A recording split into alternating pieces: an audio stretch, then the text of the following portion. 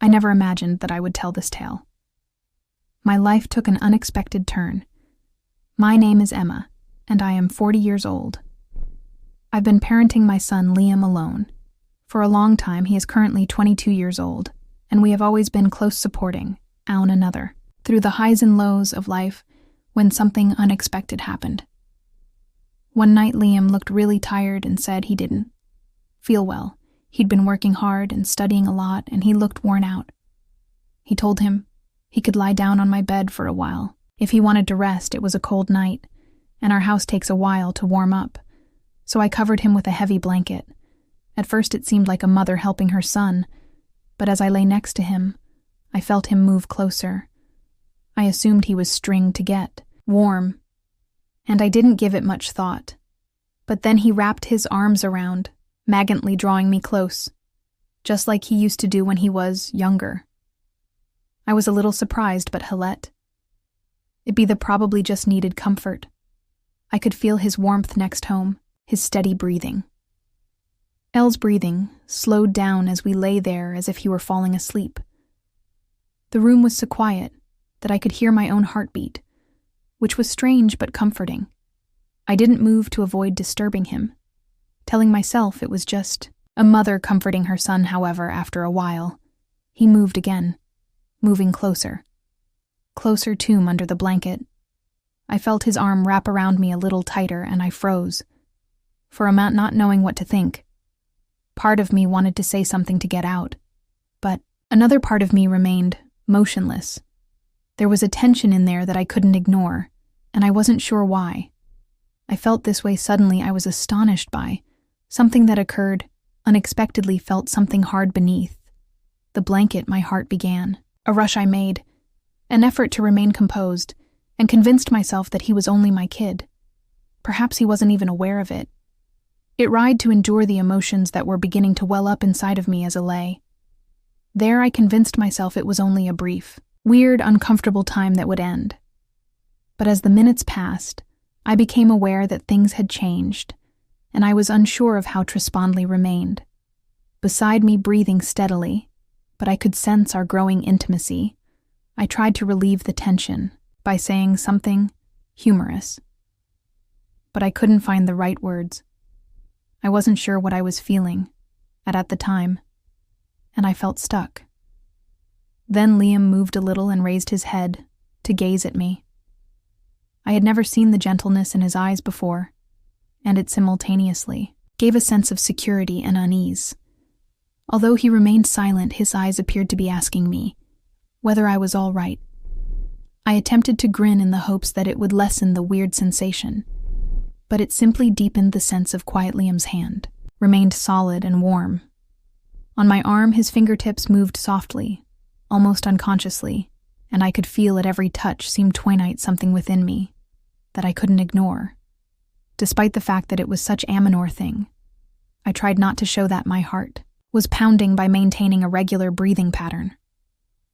I just lay there feeling totally engrossed in the weird connection between us, unsure of what to say or do, even though I convinced myself that this was only a mother consoling her kid. My mind kept tracing with inappropriate ideas when we were alone beneath the blanket. However, I was unable to ignore them. Even though he was my kid, I felt a closer connection with him while we were lying there that I couldn't explain. I experienced a sudden sensation that stopped me cold, a mix of bewilderment and warmth. Elle didn't appear to notice my struggle. He simply remained by my side, his hand moving gently and consolingly, as though it were the most natural thing in the world. His breathing was calm and his eyes were closed, Ed once more leading me to believe that he was going to sleep. But then his hand moved slowly up my arms, ending a shiver down my spine, mine, before he opened his eyes and looked directly into mine.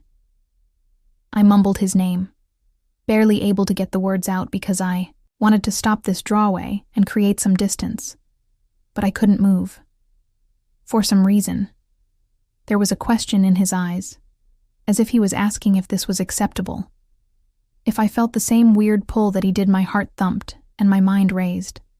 But I couldn't bring myself to pull away, because I felt torn between my Roe Ash's mother and the strange feelings that had surfaced. The tension between us was too great, like a quiet storm, building in them silence that neither of us spoke, but the air was full of unspoken words that we both felt but couldn't bring ourselves to say. As he leaned closer, he felt my breath catch in every thought. I'd faded away, leaving only that moment. Between us now, Liam Shand was softly resting on my shoulder, his fingers drying, as though he was shiz it too.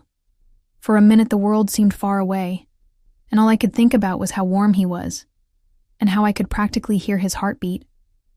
I tried to calm myself by closing my eyes and telling myself to pull back to break the closeness that felt so overwhelming and confusing. But then I felt his hand gently move up, brushing a strand of hair away from my face. It was such a simple, caring gesture, but it made my heart hurt in ways I could understand. When I opened my eyes, I saw that he was staring at me with such tenderness and trust, and I could see every little detail, including the tiny freckles, the gentle curve of his mouth, and the way his eyes searched mine. I could tell that he was just as lost in this moment as I was on. Remained like that, suspended in the silence as if time had stopped. I felt drawn to him, this person I had raised. But he felt like someone completely new to me in that moment. Just as I thought we'd stay frozen in that silence forever. I took a deep breath to try to calm the air of emotions inside, me hoping he hadn't noticed. "Sorry, Mom," he said softly, his voice full of uncertainty. "I didn't mean to make things strange." Liam avoided my gaze, and I could see a hint of color on his cheeks, as if he was struggling with the same confusion I was. He pulled back slightly, breaking the trance. He looked away, almost embarrassed, and laid out a shaky laugh, rubbing the back of his neck. This brought me back to reality. For a moment, letting me realize just how close we'd been, felt uncomfortable around my own son for the first time in a long time, and was at a loss for words. I put my hand on his shoulder and smiled, slightly, in the hopes that it would help to calm him down. "It's okay. Liam H. dead." And I saw a flash of relief in his eyes as I said, it's just been us for so long, and we're both probably just feeling a little lost," just as the tension was beginning to ease. The doorbell rang, and the sudden W brought us both back to the present, breaking whatever spell had been between. As I hastily got up, feeling my heart still racing, and went to the door, grateful for the interruption, only to find our neighbor Mark standing there when I opened it. I recognized that it still had that weird vibe from the time with Liam, because Mark, who had always been amiable and someone I could rely on when I needed help, smiled, but kept his eyes on me a little longer than normal. "Hey," I attempted to gather myself in the hopes that he wouldn't notice anything out of the ordinary. His voice was pleasant as he spoke. "To check whether you needed anything, I decided to stop by. I can assist you with any heating problems you may be experiencing. Since I am aware that it has been a little cooler lately, I had an odd rush of relief, and I briefly allowed myself to unwind." Odan said, "Thank you, Markin. Fact, it does get a little cold in the house. It would be much appreciated." As Mark entered, I sensed Liam observing us from the hallway, his countenance inscrutable. As Mark moved around, checking the heater, he asked me how things were at home. We struck up a conversation, but I kept looking at Liam, who remained silent and watched us both with an odd intensity. I looked back at him, and for a moment I saw something in his eyes, a flicker of something like jealous, though he tried to hide it. Quickly this startled me and left me, wondering if he was feeling more than he wanted to admit. I sensed his uneasiness, which created a new level of tension in the room. I was torn between trying to make things easier with Mark and knowing that Liam was there, his eyes never leaving us after a few minutes. Mark smiled warmly as he turned to face me. "Okay, Emma. Everything appears to be in order here. If you need further assistance, just give us a call." I thanked him, and as he walked away, I could feel the tension between Liam and myself increasing. He was standing there with his arms crossed and a stern expression on his face as I turned to lock the door. "Liam, are you all right?" inquired in an attempt to learn more about his thoughts. He looked aside, shrugged, and said quietly, "Yes, I'm all right. Simply didn't think Mark would stop by." I wanted to talk to him to find out what was going on between us, but before I could say anything more, he left me and went to his room without saying anything else. The door quietly closed behind him and stood, there feeling a weird mix of relief, confusion, and a lingering sense that something wasn't quite done. I stood there looking at Liam's closed door with an inexplicable pain in my head, my thoughts racing with everything that had just transpired, our intimacy, the way his eyes shed lingered, while Mark was present, and the odd and said tension that seemed to be waiting. Tori, merging bubble eye, walked Tomi room and sat on the bed's edge repeating all of my knowledge. I wasn't sure how to deal with it, but I couldn't ignore it. Indefinitely, I heard a gentle knock on my door. At that very moment, I wondered whether Liam had returned, and my heart leaped a bit. I say it attempting to sound steady, come in with an inscrutable look. Liam opened the door and entered. He approached and took a seat next to me. While glancing down it, his hands foraminate the air seemed thick with everything. As we sat there in quiet, at last he said in a barely audible whisper. He trailed off, seemingly struggling with his words. And I apologize if I made things awkward before. I have no idea what's going on. I put my hand on his and gave it a little squeeze. Since it's been just the two of us for so long, things might occasionally become complicated. But it's all right. Liam, perhaps we both feeling a bit disoriented right now. He nodded while continuing to stare at his hands before turning to face me. His eyes were loaded with a range of feelings. For a moment, I considered reaching out to give him a hug to assure him that everything would be okay. But I wasn't sure if that was what he needed, or if it would make things even more complicated. So I just sat there and let the silence speak for us. Both he said it softly, almost as if he was afraid to admit it. I didn't know how to respond, and I felt my own heart ache with that same confused confusion.